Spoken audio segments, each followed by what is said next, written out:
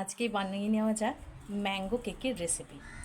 সম্পূর্ণ নিরামিষ একটি কেক বানাবো। তার জন্য লাগবে আমাদের সুজি 1 কাপ, চিনি 1/2 কাপ, 2 চামচ গুঁড়ো দুধ আর লিকুইড দুধও দেবো অল্প। একটি ব্লেন্ডিং জারে 1 কাপ সুজি দিয়ে দেবো। তারপরে মিহি করে একটা পেস্ট বানিয়ে গুঁড়ো একদম বানাবো, দিয়ে তার সঙ্গে সুজির সঙ্গে চিনিটাও দিয়ে দেবো, দিয়ে দুটোকে ভালো করে মিশিয়ে নেব। চিনি আর সুজিটাকে গ্রাইন্ডারে ঘোরাবার পরে এরকম দাঁড়িয়েছে, একদম মিহি একটা গুঁড়ো হয়েছে। তারপরে এর সঙ্গে দেবো 1 চামচ বেকিং পাউডার আর 1 চামচ বেকিং, এই দিয়ে দিলাম 1 চামচ বেকিং পাউডার আর দিয়ে দেবো 1 চামচ বেকিং সোডা, বেকিং পাউডার আর 1 চামচ আগেই তো দিলাম ছোটো চামচে বেকিং সোডা।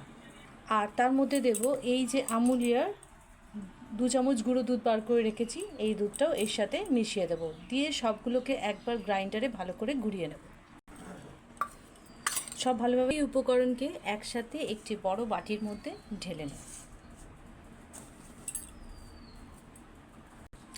একটি গ্রাইন্ডিং জারে একটা বড় ম্যাঙ্গো শাঁস বের করে নিয়েছি, দিয়ে এরকমভাবে রেখেছি। এরপরে এর মধ্যে অল্প 1/2 কাপ পরিমাণ লিকুইড দুধ দেবো, দিয়ে গ্রাইন্ডিং করে নেব একবার গ্রাইন্ডার চালিয়ে। তারপর টোটালটাকে মিক্সচারটার মধ্যে এই দেখুন এরকমভাবে দুধ দিয়ে ম্যাঙ্গোটাকে ভালো করে আমটাকে ঘুরিয়ে নিয়েছি একবার গ্রাইন্ডার দিয়ে, এরকম একটা মিহি পেস্ট হয়ে গেছে। এরপরে এটা এর মধ্যে দিয়ে দেবো, আর তার মধ্যে দেবো 1/2 কাপ রিফাইন অয়েল, দেবো 1/2 কাপ পরিমাণ রিফাইন অয়েল।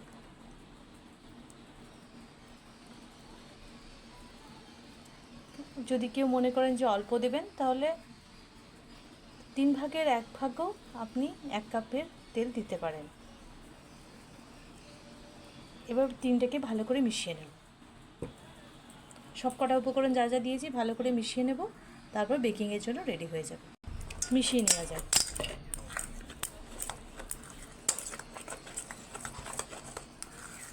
মিশিয়ে নিয়ে এই পুরো উপকরণগুলিকে আধা ঘন্টার জন্য ঢাকা দিয়ে রেস্টে রেখে দিতে হবে।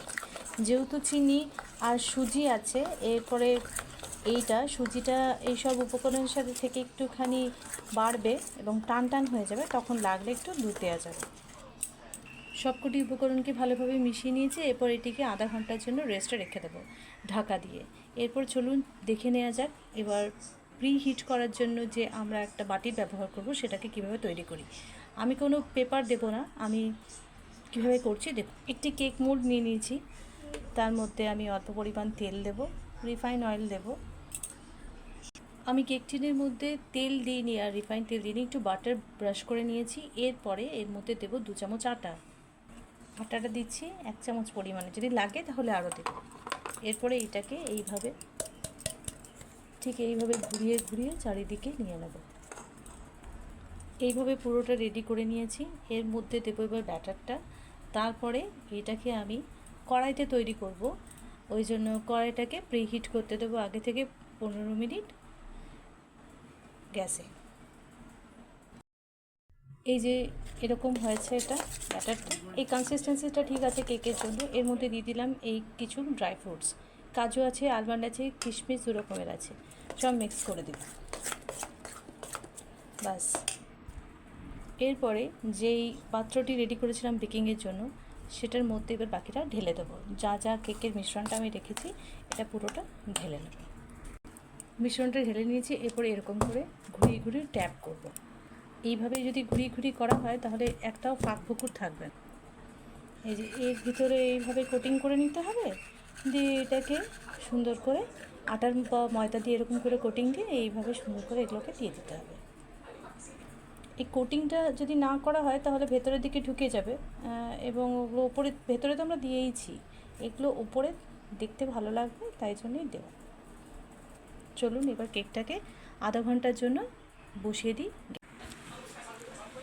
এই হলো আজকের ম্যাঙ্গো কেকের রেসিপি। এই হলো ম্যাঙ্গো কেকটি, দেখুন কত সুন্দর হয়েছে। অল্প একটু করে উপর থেকে সাদা তেল ছড়িয়ে দিয়েছিলাম, বেশ ভালো লাগছে।